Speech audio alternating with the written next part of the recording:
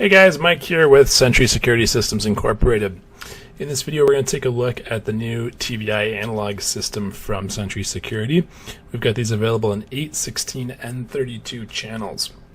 If you're not familiar with what TVI is, it's basically a new HD format for analog cameras. It allows you to reuse all of your existing power, cabling, etc. There's no networking to worry about, no firmware updates to worry about, no adding cameras, none of that. You just simply plug them into the back like you would in one of those sort of old school existing systems, and away you go.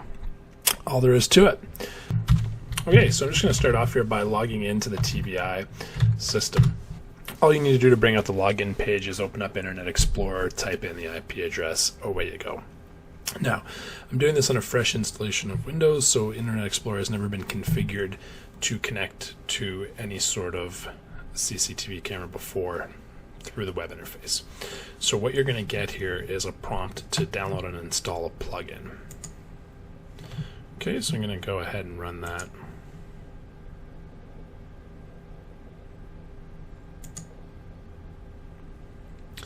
Now, once that's done, there's a couple of other changes that I like to make as well.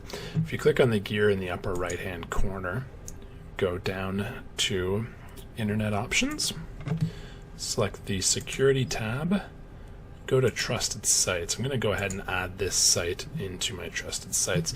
Just allows it to run without giving me any sort of prompts, download files, that sort of thing. So I'm going to uncheck the secured option for that, click Add and Close.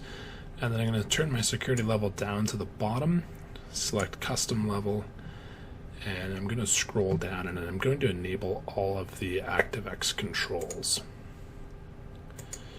Now, this is not always necessary step, depending on the security systems on your machine. I simply like to do it because I don't want to get prompts every 30 seconds asking me if I want to allow something to run. This only takes effect for the sites that you add to your trusted sites. So do not add any websites to the trusted sites that you think could be viruses, that sort of thing. As long as you only add the sites that you really do trust, you're fine. There's no security risk whatsoever. Okay, so I'm going to go ahead and add that now. Alright, so that's going to take us back to our login screen, and you'll notice down at the bottom we're getting a prompt here now that it wants to run the add-on. If you see the little arrow button to the right of where it says allow, if you click on that and then go allow for all websites. Okay, what that means is that if you're trying to connect to cameras or anything down the road, you won't have to go through that again. It'll already be able to run. Okay, so now that we're logged into here, this is the basic live view page. On the left, you've got your selection of cameras. To view the camera, you just simply click on it, select the stream that you would like to view.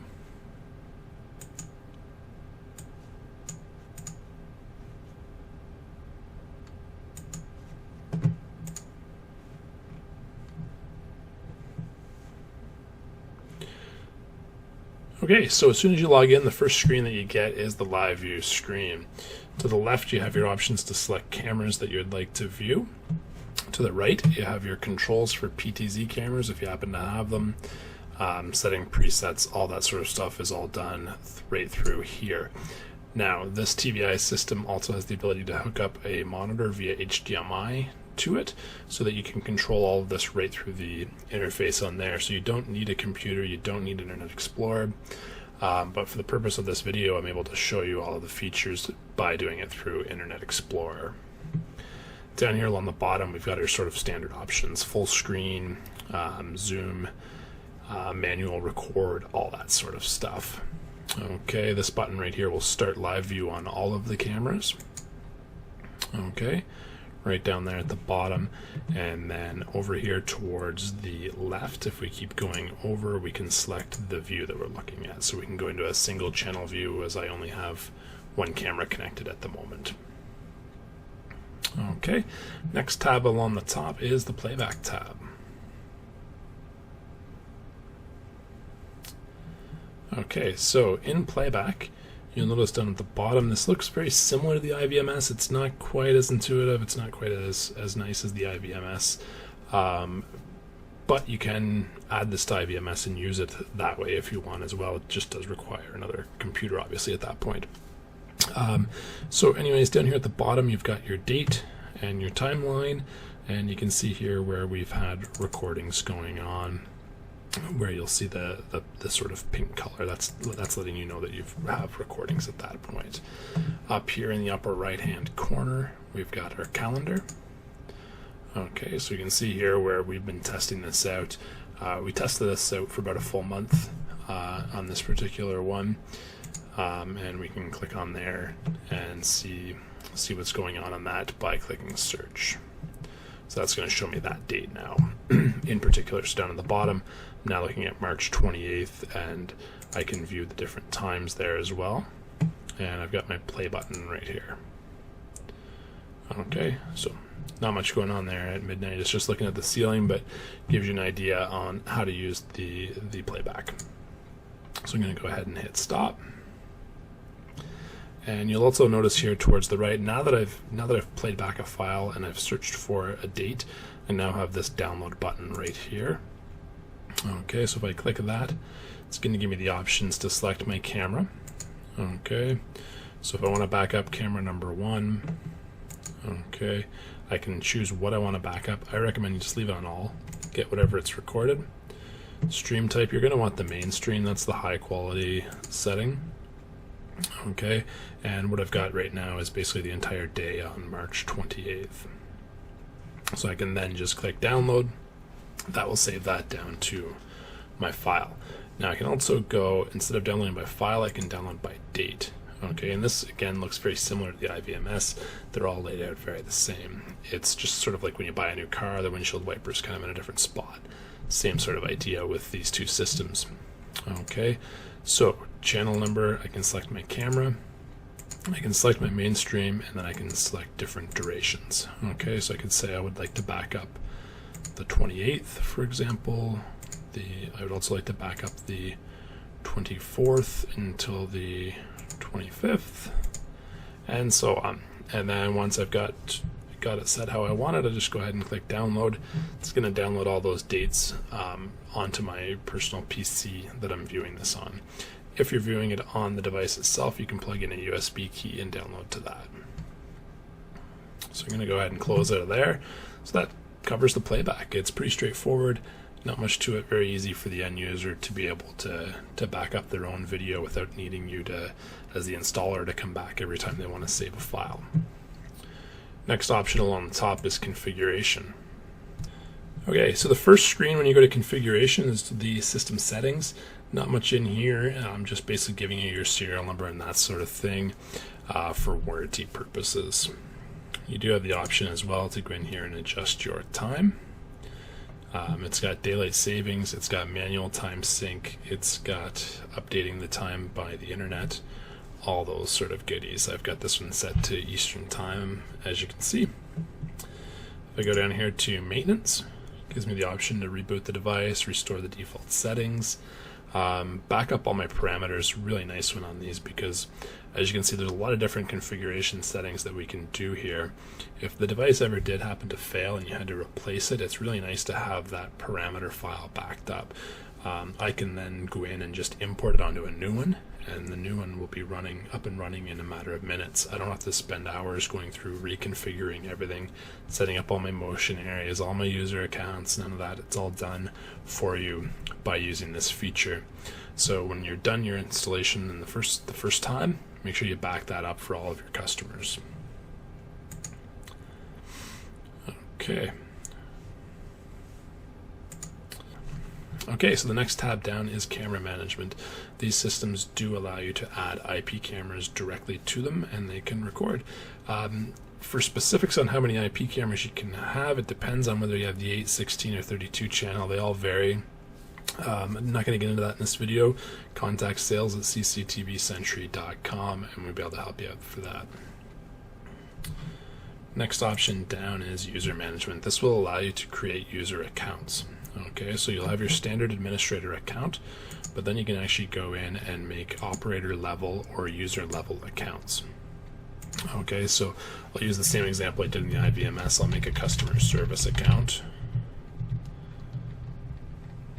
Okay, so it's going to ask me when I'm creating this for my administrator password, okay, to make sure that it's actually the administrator creating this account. Okay, and I'm going to go in now and create a password for customer service. Okay, now that I've done that, below that I've got some options here. So you can see it's selected for you what they feel a typical user needs to be able to access. Pretty standard stuff here. Lets you search the log, lets you do playback, doesn't let you delete cameras, that sort of thing. Doesn't allow you to change settings, any of that sort of stuff. Doesn't let you update the firmware or anything with that user account. All that has to be done through the administrator account. Okay. As we continue down, next option is the network tab. And remember guys, all of this can be done from the device itself.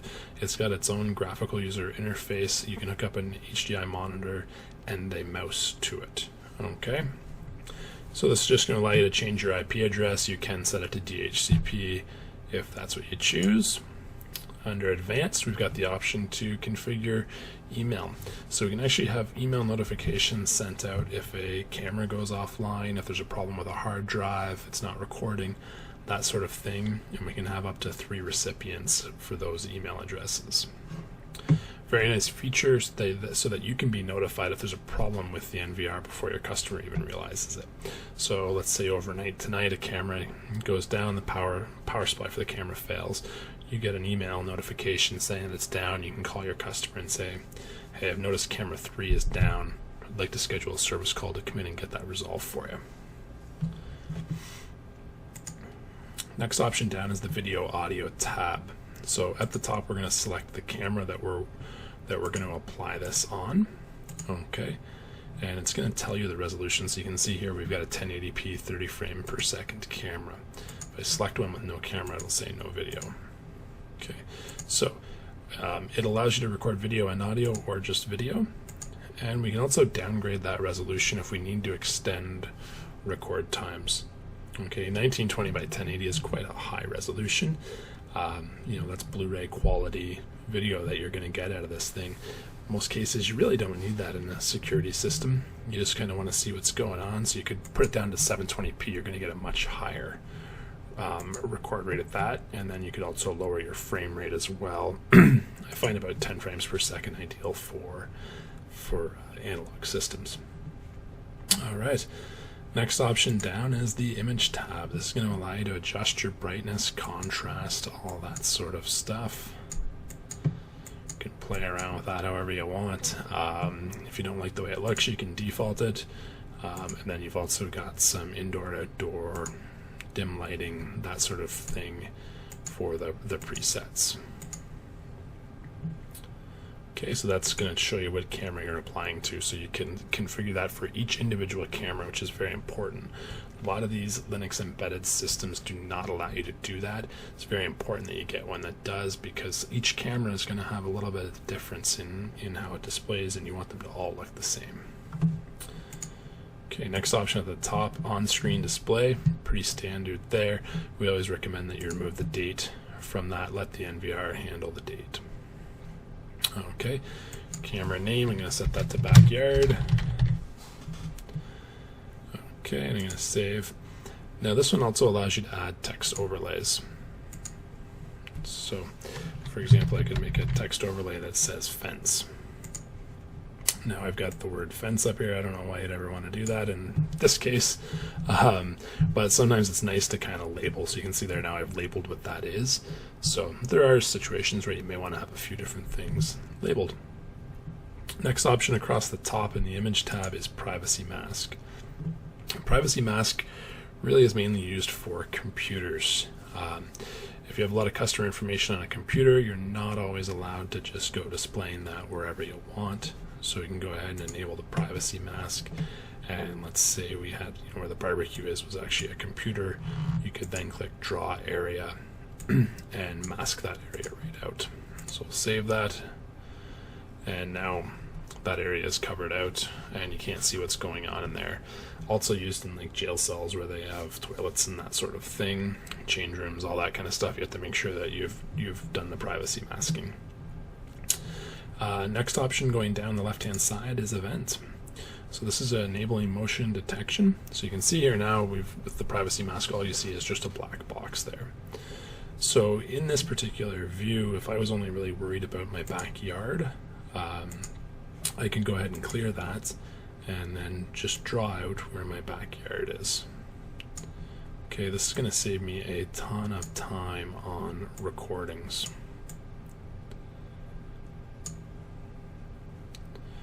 Stop drawing, save it, and that way I'm not recording the trees blowing in the wind, the cars going by, the apartment buildings, all that sort of stuff. Okay, got some other options across the top: video tampering, somebody spray paints the lens, that sort of thing. You can enable those. It'll also email you on those as well. Same thing with video loss, and so on. Under Smart Event, it's got all kinds of features in here. They're hit or miss depending on how well they're going to work. It really depends on how the camera is mounted, what it's actually looking at, that sort of thing. So you've got some things for audio. So detecting audio, loud sounds, that sort of thing. You can trigger events for that. If the camera loses focus, if the scene drastically changes. So for example, if it's looking out of my backyard, now all of a sudden it's looking at the side of my house, that could indicate that somebody's hit the camera and it's no longer looking where it should be. Line crossing detection, for example, I have that set up in the camera in my garage, so if somebody comes in my garage, it creates an event and I can go back and look at that. That sort of thing. People gathering, crowd gathering, all kinds of stuff in there. Again, how well that works depends on what the camera's actually looking at. So it's definitely a try it and see kind of thing on those. Next tab down is storage. You can see here that we're set to record by an event. Our event can be motion or any of those other things being triggered. You can set it to record just on motion alone. Continuous recording, all that sort of stuff. Nice feature up here at the top. You can configure that differently for each camera. So I can have analog camera 1 recording all the time, and I can have my IP cameras recording on motion if I wanted to do that. Under storage management, I can see I've got a 2 terabyte hard drive in here. We use the Seagate Skyhawks, highly recommend those. You can see in there the capacity of it, free space, all that. So I had roughly a month worth of recording, and I've barely touched it on those 2 cameras. So that'll cover our overview of the TVI platform from Sentry Security Systems Incorporated. Again, these are available in 8, 16, or 32 channels.